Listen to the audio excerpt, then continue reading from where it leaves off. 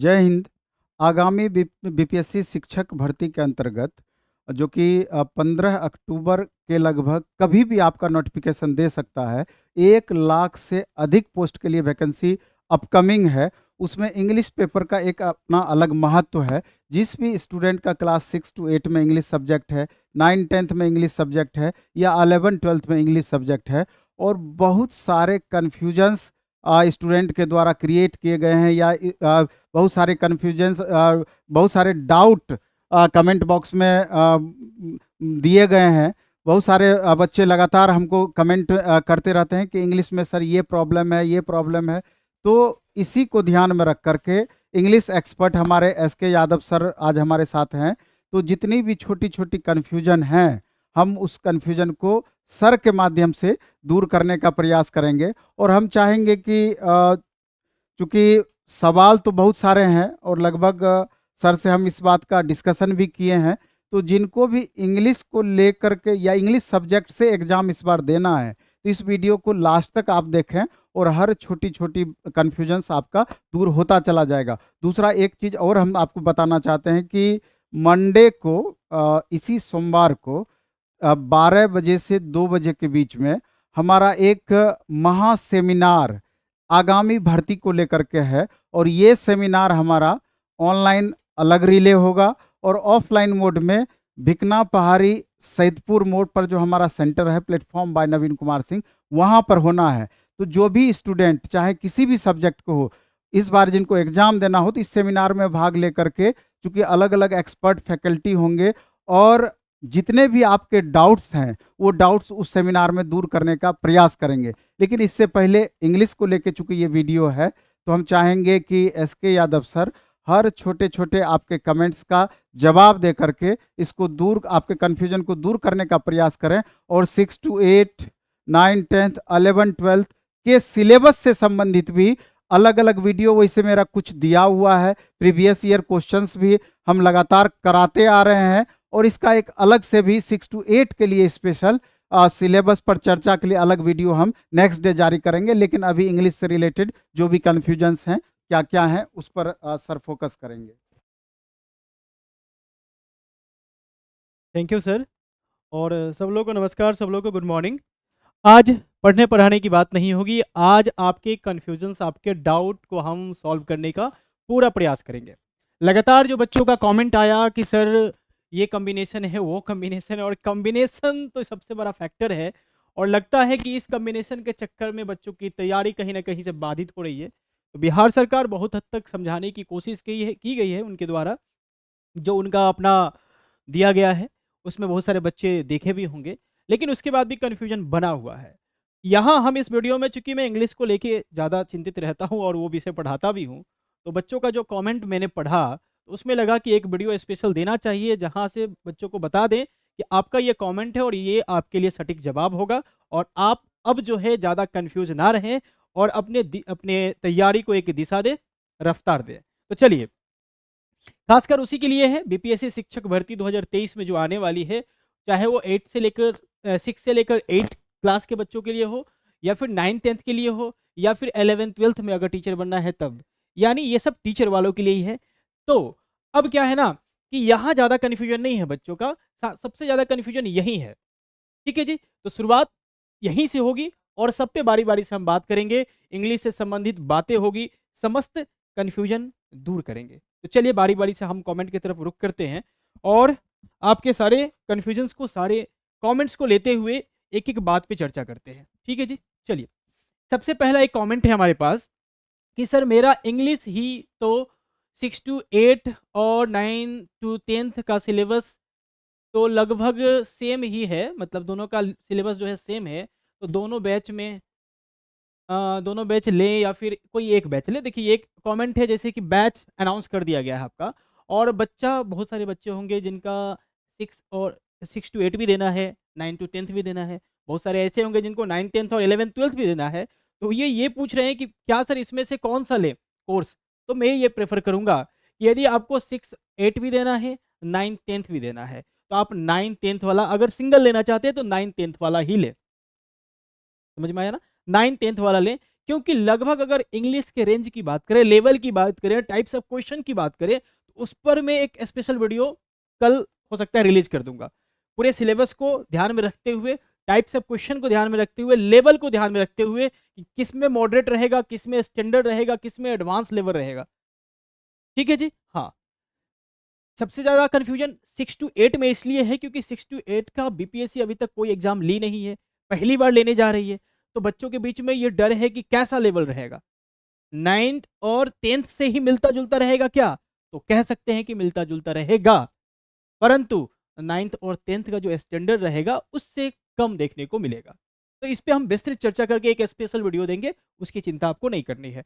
अगला कमेंट, मतलब इसके कमेंट के ये मतलब इस कमेंट का समरी हम ये कह सकते हैं कि यदि आपका दो है, यानी 8 और 6 टू 8 भी है, 9 10th भी है, तो आप 9 10th का कोर्स ही प्रेफर करें, क्योंकि उसको जब आप करेंगे ना तो ये आसानी से हो जाएगा, टेंशन नहीं लेना है। अगर 9 10th है और 11 12th भी है तो फिर 11 12th वाला ही प्रेफर करेंगे। ठीक है जी। क्या अंतर है इनके सिलेबस के बीच में, क्या टाइप्स ऑफ क्वेश्चन के बीच में अंतर है, किसमें लेवल क्या है, उसके लिए मैं स्पेशल वीडियो आपको ला के दूंगा, कल ला के दूंगा। ठीक है जी। चलिए अगला कमेंट है कि सर इंग्लिश 6 टू 8 में सिलेबस क्या है, प्लीज बताइए। फिर वही बात है कि सिलेबस क्या होगा आपका। तो देखिए अभी तक तो डार्क में है, परंतु सिलेबस 9th और 10th को ही आप फोकस करके चल सकते हैं। उसका मॉडरेट लेवल ले लीजिए। अगर उसको आप एडवांस मान रहे हैं या स्टैंडर्ड मान रहे हैं तो उसका मॉडरेट लेवल। लेकिन types of question, varieties of question जो है आपको लगभग उसी तरह के देखने को मिलेंगे। ठीक है जी। इस पे हम वीडियो अलग से भी देंगे। मैं इंग्लिश ऑनर्स हूं और 6-8 का फॉर्म भरना चाह रहा हूं, तो मेरा सब्जेक्ट कॉम्बिनेशन क्या होगा। और ये तो सबसे बड़ा लफड़ा है कि 6 टू 8 में जो है ऑनर्स है, जो उनका इंग्लिश है, और आगे वो कह रही है कि हमारा सब्जेक्ट कॉम्बिनेशन क्या होगा। बहुत लोग का आगे कमेंट है जो लूंगा, जिसमें उनका इंग्लिश ऑनर्स है, सब्सिडरी में जो है हिस्ट्री है, सिविक्स है, या जो भी है हिस्ट्री सब्जेक्ट।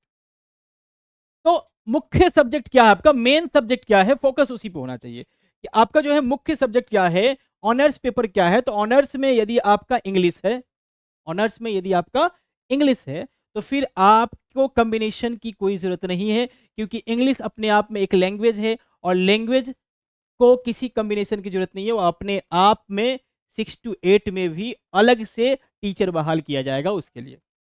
ठीक है जी। हाँ, अगर आप साइंस वाले में हैं, यानी फिजिक्स है, केमिस्ट्री है, मैथ है, तो आप तो साइंस के लिए जाएंगे, ओवरऑल साइंस के लिए जाएंगे। अगर हिस्ट्री है किसी का, मतलब ग्रेजुएशन में, किसी का ज्योग्राफी है, तो ओवरऑल सोशल साइंस में जाएगा। लेकिन लैंग्वेज है तो फिर कुछ नहीं सोचना है, आप लैंग्वेज के लिए स्पेशल जाएंगे। हिंदी है तो हिंदी के लिए स्पेशल जाएंगे, इंग्लिश है तो इंग्लिश के लिए स्पेशल जाएंगे। उसमें कॉम्बिनेशन का कोई झंझट नहीं है। ठीक है जी। दिमाग में बैठा लीजिए कि 80 नंबर का इंग्लिश रहेगा और 40 नंबर में बाकी सब रहेगा। ठीक है। अब रही बात लेवल की, तो लेवल का डिस्कशन हम लोग अगले वीडियो में कर लेंगे। कोई दिक्कत, कोई परेशानी नहीं होगी। चलिए आगे बढ़ जाते हैं। सर मैं एमए इंग्लिश लिटरेचर 55% से पास हूँ। इसके साथ बीएड है, सीटेट फर्स्ट भी है, सेकेंड भी क्वालिफाई हूँ, बट मेरा ग्रेजुएशन 50% से कम है। 50% से 50% से कम है, जबकि एमए जो है, बीएड जो है ठीक ठाक है। मतलब क्या मैं इसके लिए एलिजिबल हूँ? तो देखिए उसने जो है 50% का तो मर्का लगा के रखा है। अगर आप 9th और 10th का फॉर्म भरे होंगे और 11th और 12th का फॉर्म भरे होंगे, तो वहाँ जो है 50% कम से कम उसने मांगा है। कितना मांगा है जी? 50% मांगा है। अब हो सकता है कि किसी किसी कैटेगरी में कुछ कम भी मांगा हो, वो मेरे ध्यान में नहीं है, लेकिन कम से कम 50% मांगा है।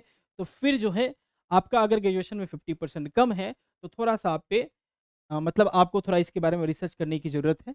हो सकता है कि नकारात्मक जवाब मिले, लेकिन एक बार आप उसको देख लीजिएगा। ठीक है जी। चलिए, अगर 50 से मतलब अगर थोड़ा-सा भी ज़्यादा होता तो फिर कोई दिक्कत नहीं था, लेकिन 50% से कम है, और कितना कम है अभी तक आपने बताया नहीं, तो एक बार थोड़ा-सा आपको इस पे देखने की ज़रूरत है। चलिए, आगे देखिए। सर मेरा टीजीटी में हिस्ट्री प्लस होम साइंस है। ठीक है जी।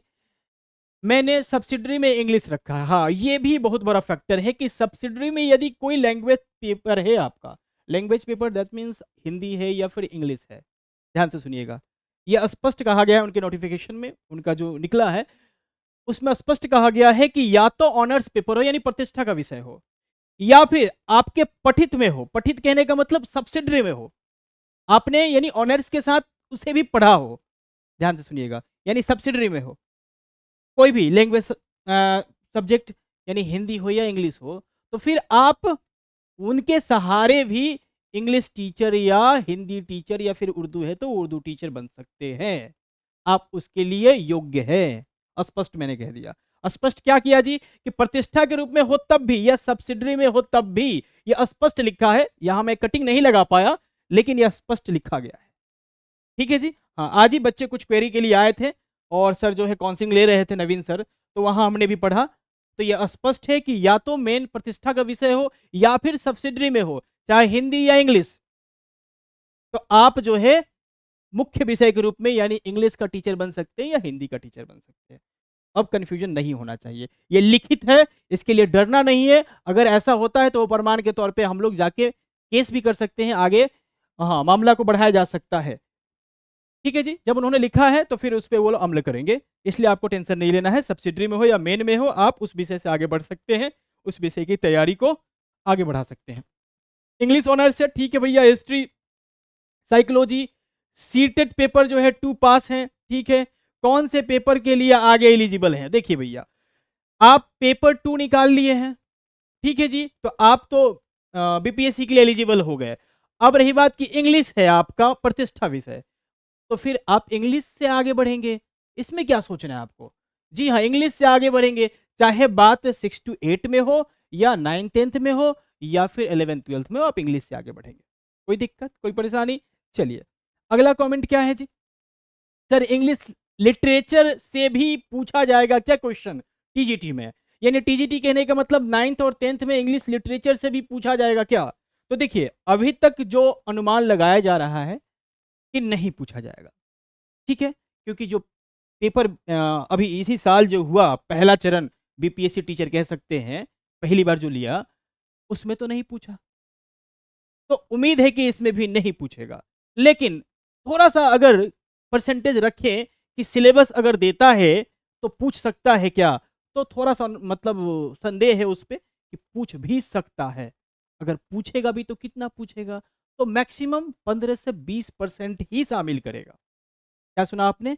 15 से 20% ही उसमें शामिल करेगा।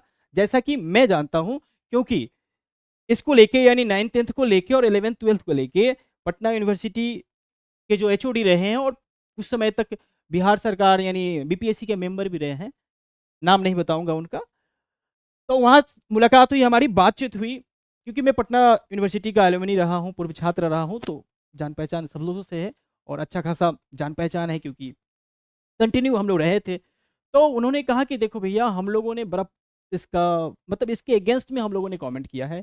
अगेंस्ट इन द सेंस कि इतना भी कम लेवल का नहीं होना चाहिए पेपर कि बच्चा आसानी से उत्तीर्ण कर जाए और फिर वैसे ही टीचर वहाँ पहुँच जाए। उनका भी अपना जायज़ है, क्योंकि वो लोग उच्च पद पे हैं, यूनिवर्सिटी में हैं, तो फिर अच्छे-अच्छे बच्चे नहीं जाएँगे तो यूनिवर्सिटी में तो दिक्कत हो ही जाएगी।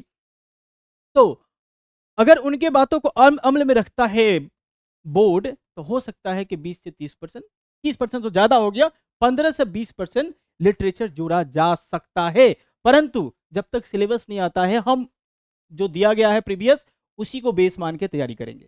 ठीक है जी? कोई दिक्कत नहीं है। अगर बाय द वे जोड़ता भी है, तो फिर उसके लिए आपको कोई फ़िक्र नहीं करना है। अगर आपने कोर्स परचेज़ कर लिया है, उसमें लिटरेचर जोड़ता है, तो उसके लिए डरना नहीं है। ये थोड़ा-सा भी दिमाग में नहीं रखना है कि सर लिटरेचर पढ़ाएँगे कि नहीं पढ़ाएँगे। टेंशन उसका नहीं होना चाहिए आपको, क्योंकि मेरा ग्रेजुएशन और मेरा मास्टर जो है इंग्लिश लिटरेचर से ही है, तो उसका टेंशन तो आपको बिल्कुल नहीं लेना है। ठीक है जी? जैसे ही उधर से आएगा, हम अपने आप को स्विच कर लेंगे। क्लियर है? चलिए। उसके बाद क्या है जी? सर मेरा ऑनर्स इंग्लिश है, ठीक है भैया। सब्सिडियरी पेपर में जो है हिस्ट्री और सोशियोलॉजी है, ठीक है। तो बीपीएससी में 6 से 8 में मेरा पेपर क्या होगा? फिर वही बात है, आपका पेपर इंग्लिश होगा। ठीक है? कोई दिक्कत? लैंग्वेज टीचर के लिए 80 मार्क्स कंसर्न लैंग्वेज से ही होगा क्या? इनका कहने का मतलब है कि अगर लैंग्वेज आपका है, इंग्लिश आपका ऑनर्स है, हिंदी आपका ऑनर्स है, उर्दू है, तो क्या 80 नंबर उसी से रहेगा? तो एकदम कंफर्म उसी से रहेगा। इंग्लिश है तो इंग्लिश से, हिंदी है तो हिंदी से। ठीक है जी, लैंग्वेज में कोई दूसरा सब्जेक्ट एंटर नहीं करने वाला है 80 में, बाकी में हो सकता है लेकिन लैंग्वेज में कोई एंट्री नहीं मारेगा। ठीक है जी। हाँ, तो ये आपके इंपॉर्टेंट सवाल थे जो कि मैंने इंपोर्ट किया था वहां से, आपके कमेंट से। अब यहां तक अगर किसी को परेशानी नहीं है, मतलब जितना आपका जो भी डाउट्स है अगर इससे क्लियर हो गया होगा तब तो बहुत बढ़िया। अगर अभी भी लगता है कि नहीं कुछ पूछना है इंग्लिश को लेके तो आप पूछ लीजिएगा। ठीक है जी। हाँ, कमेंट डाल दीजिएगा, उस कमेंट का हम जवाब देंगे, वीडियो बना के दे या फिर लिख के दे, हमारे द्वारा उसका जवाब बहुत जल्द दिया जाएगा। और जैसा कि सर ने अनाउंस किया कि सोमवार को महा सेमिनार होने वाला है। क्या सुना आपने? महा सेमिनार सोमवार को होने वाला है, तो आप उसके लिए पता भी कर लीजिएगा, फोन वगैरह आपको मिल ही जाएगा, कॉन्टेक्ट नंबर। होने वाला है, किस पे होने वाला है?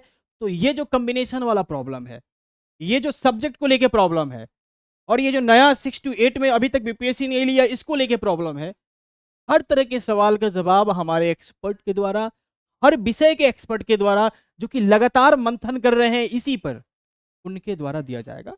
तो आप समय निकाल के आइए और अपने समस्याओं का समाधान पाइए। ठीक है जी, तो चलिए फिर मिलते हैं आगे के वीडियो में और कुछ कुछ नया लेके। आप कमेंट कीजिएगा, आपके कमेंट का जवाब दिया जाएगा। Okay, good bye.